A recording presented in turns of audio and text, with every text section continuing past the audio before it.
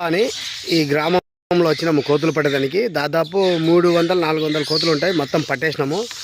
ఈ ఊరు కోతులు ఇవన్నీ మనుషులకి చేనులో పాడు చేసే కోతులు ఏమంటే చేనులో ఏ పంట వేసినా కూడా ఇది మిగిలించదు. అన్ని పంటని కూడా చీడ పురుగుల కన్నా దారుణంగా తినేస్తుంది. ఇవి తినటము తక్కువ, పాడు చేసేది ఎక్కువ ఈ కోతులు. దానికే దీన్ని పట్టుకెళ్ళి దూరంగా శ్రీశైలం ఫారెస్ట్కి వెళ్ళిపోతాయి. ఇది ఎప్పటి కోతులు అప్పటికే వెళ్ళిపోతాయి. మళ్ళీ మనకి ఎవరైనా కోతులు పట్టేయాలనుకుంటే ఈ వీడియోకి మీరు లైక్ చేయండి, సబ్స్క్రైబ్ చేయండి. అట్లా నా ఛానల్లో ఉంటుంది, నెంబర్ ఉంటుంది. ఆ నెంబర్కి ఫోన్ చేయండి. మీకు ఎక్కడైనా రావాలంటే ఆ ఛానల్ ప్రకారం ఆ కోతులు వచ్చి మేము చూసి, మీ ఊర్లో కూడా కోతులు చూసి మాట్లాడి అక్కడ కోతులు పట్టే అవకాశం ఉంటుంది. ఏదో మా టీం ఇక్కడే ఉన్నారు. అందరూ పని చేసినారు. ఇక్కడ ఉన్నవారు సుబ్రమణి, చిన్నమణి, సూర్య, గౌండర్ అందరూ మేమంతా కాసుకొని పడుతున్నాము.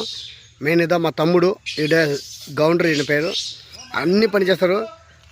అక్కడ మావిరేను, చిన్నమణి, అది అక్కడ సుబ్రమణి అందరూ ఉన్నాము. ఇదన్నీ పట్టి దూరంగా అడవిలో ఈరోజు నైట్ వెళ్ళిపోతాయి. ఎప్పుడు కోతులు అప్పటికి వెళ్ళిపోతాయి.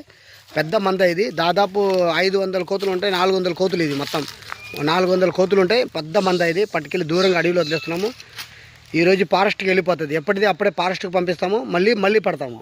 అంటే కోతులన్నీ పట్టేసిన తర్వాత దాన్ని తీసుకెళ్ళి దూరంగా దానికి పండ్లు నీళ్లు ఉండే చోట్లకి వదిలేదానికి మాకు ఛాన్స్ ఉంటుంది. ఎందుకంటే అక్కడ నీళ్ళు బ్రిడ్జి ఉంటుంది అడవిలో.